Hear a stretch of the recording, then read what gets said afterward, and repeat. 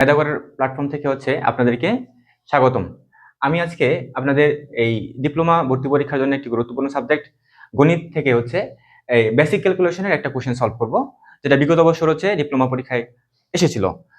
এই ক্যালকুলেশনগুলো কিন্তু এখানে পরীক্ষা হলে আপনাদের করতে হবে হচ্ছে এই নিজে নিজে কোনো ক্যালকুলেটর ইউজ করা যাবে না।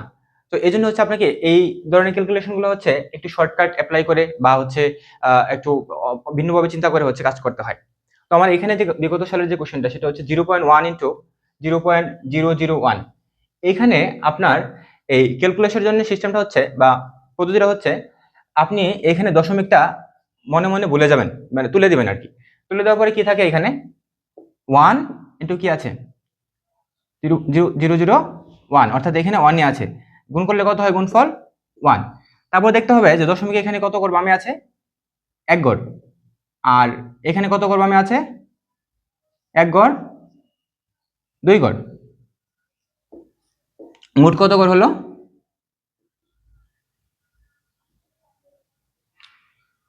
3 গড়। এখন আপনার যে গুণফল আসছে সেই গুণফল থেকে হচ্ছে দশমিক আপনার 3 গড় বামে নিয়ে যেতে হবে। দশমিক এখানে আছে 1 গড় 2 গড় 3 গড়, তাহলে এটার আনসার হলো এইটা। আমরা এরকম আরেকটা কোশ্চেন সলভ করতে পারি,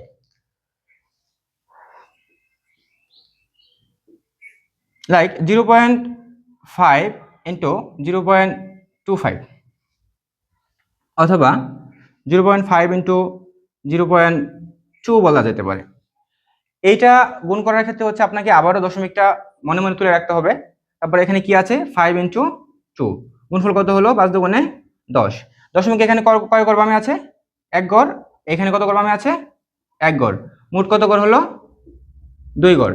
আপনার যে উত্তর আসছে সেখান থেকে 2 গড় হচ্ছে বামে দশমিক নিয়ে যাবেন। এখানে দশমিক আসছে 1 গড় 2 গড়, তাহলে এটা আনসার হলো কত 0.1। আপনারা নিজেরা চেষ্টা করতে পারেন এরকম একটা প্রবলেম।